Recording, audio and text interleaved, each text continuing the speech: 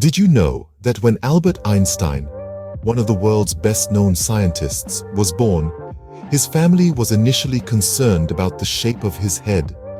Yes, they believed it was a malformation. It turns out that this was just the beginning of a life filled with peculiarities and exceptional achievements. As a child, Einstein had a difficult time speaking. His words came out slowly and softly, stumbling over each other as he struggled to construct a full sentence.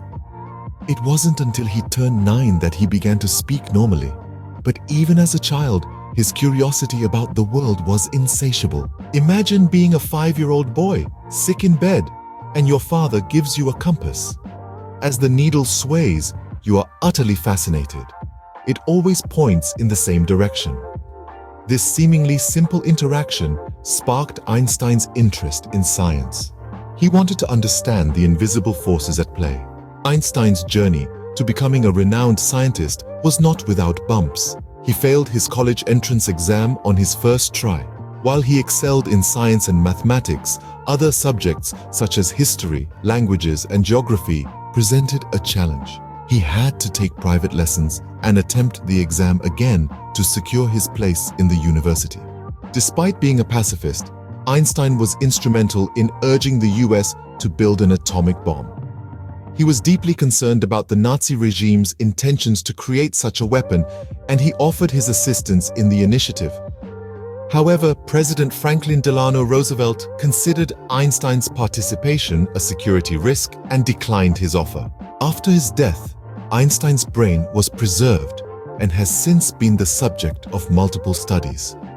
Thomas Stoltz Harvey, the doctor who performed the autopsy, kept his brain in a jar and distributed pieces of it to several scientists with the permission of Einstein's son, Hans Albert. Aside from his scientific prowess, Einstein was also a talented violinist. At the age of 6, he started taking violin lessons. He once mentioned that if he hadn't pursued a career in science, he would have become a musician.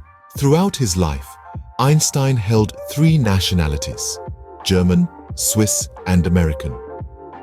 Interestingly, when asked about the influence of his multiple nationalities on his fame, he humorously noted that if his theories had proven false, each country would have disowned him based on his other identities. Einstein despised science fiction, believing it distorted people's understanding of science and created false illusions.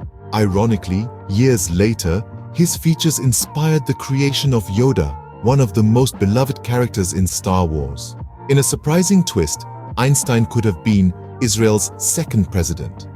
After the death of Israel's first president, Chaim Weizmann, in 1952, Einstein was considered the best living Jew and was offered the position. However, he declined the offer, stating that he didn't feel capable of taking on such a responsibility due to his age. So, there you have it. Albert Einstein, a man of science, a lover of music, a man of multiple nationalities, and a man who could have been a president.